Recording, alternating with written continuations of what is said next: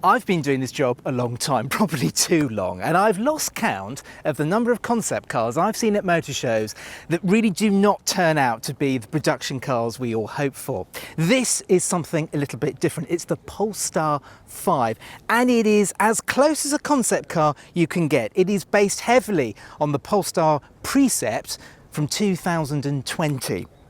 Now, Polestar say this is the purest embodiment of Polestar performance they have ever done. Hopes are high then, and as you can see down the side, this is a test vehicle. I'm one of the first journalists in the world to get behind the wheel. So let's see what it's like.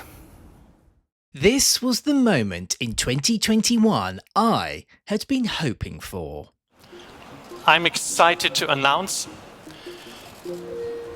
here at the Beijing Motor Show that we decided to build the Precept and make the dream come true.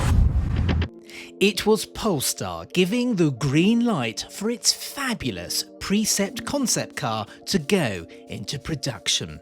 And 4 years later, we have a car that is stunningly close to that show car. It's a four-door GT to rival the likes of the Porsche Taycan and Audi e-tron GT. But I think this just looks better. It's a big 5-metre long car that's only around 1.4 metres high. In the metal, it is jaw-dropping. And because Polestar have kept it as close as possible to the Precept, it really does look like a concept car that has escaped the design studio. Inside, it's just like what we've come to expect from Polestar, minimalist but warm and beautifully put together. Strangely, the 5 gets a portrait-shaped touchscreen rather than the landscape one you find in the Polestar 4. And for better and for worse, almost all of the car's features are controlled through it. On this early pre-production car, the system was quick to operate and had that lovely Polestar typography and graphics. Headroom is generous, and that's thanks to there being no rear window, replaced instead by a camera system, just like you find on the Polestar 4. Boot space is modest at 365 litres, but you also get a 62-litre frunk up front. What's really interesting though is the focus on sustainability. Flax, recycled PET and other eco-materials are everywhere, in places that you see and cannot see. It's quite unlike any other car I've ever been in. Now, one of the most important parts of the Polestar 5 is what's underneath. It's built on a brand new bonded aluminium platform which is light but extremely strong. In fact, Polestar's engineers claim this chassis has torsional rigidity on par with some of the best supercars in the business. The battery pack and its position within the platform contributes to this rigidity. It runs on an 800-volt architecture, meaning ultra-fast charging, up to 350 kilowatts. In plain English, that's a 10 to 80% charge in just 22 minutes. Let's talk numbers, because they are huge. The Polestar 5 comes in two flavours, the dual motor and the performance. The dual motor offers 737 brake horsepower and up to 416 miles of range, while the performance ramps it up to a staggering 871 bhp. Naturally, the range is lower at 351 miles. So I'm here at Millbrook Proving Ground. And it's quite apt really, because a lot of the development work of the Polestar 5 and a lot of Polestar's development work and R&D work, full stop, is done in the UK, primarily at Myra, not Millbrook, but still there is a UK theme. It shows you how important the UK is still important to the world of car development, electric cars, performance cars in the case of Polestar. And so I've got access to the hill route here,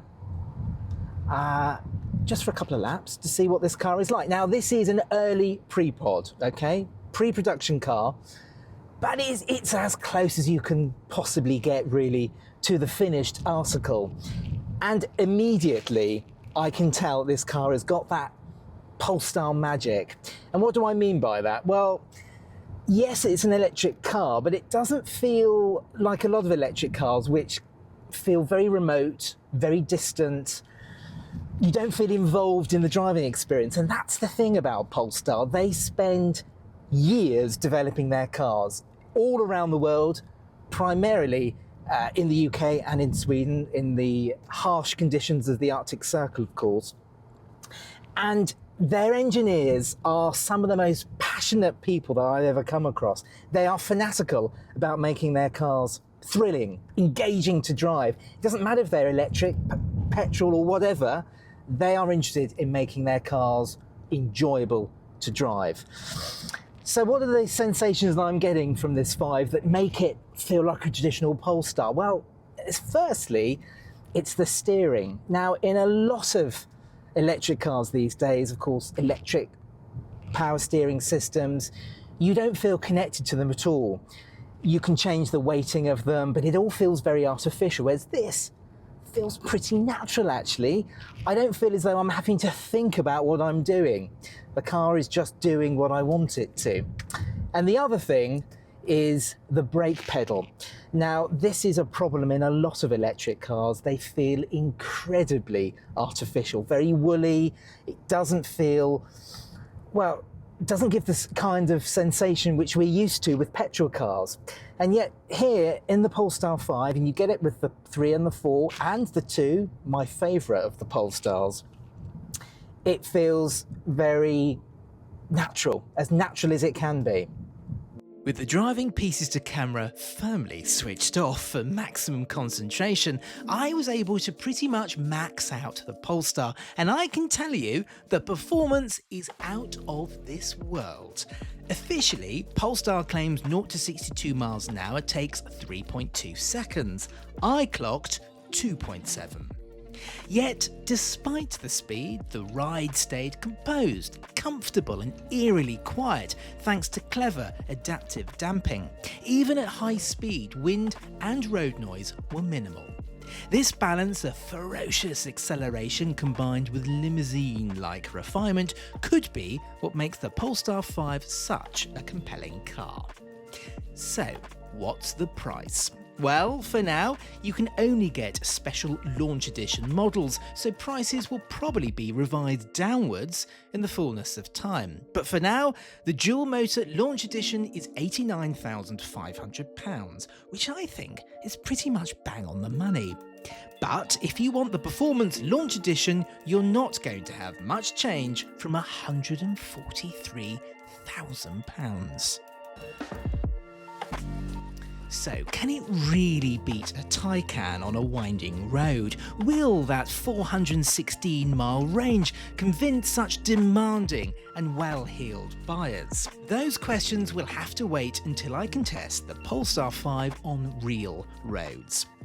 But first impressions are very strong. The 5 combines staggering performance, sharp handling, jaw-dropping design, and a cabin that feels both premium and sustainable. It's exactly what a halo car should be: aspirational, desirable, and a showcase for what the brand can do. The Polestar 5 doesn't just aim high, it lands a punch right in the heart of Porsche territory, and that's impressive.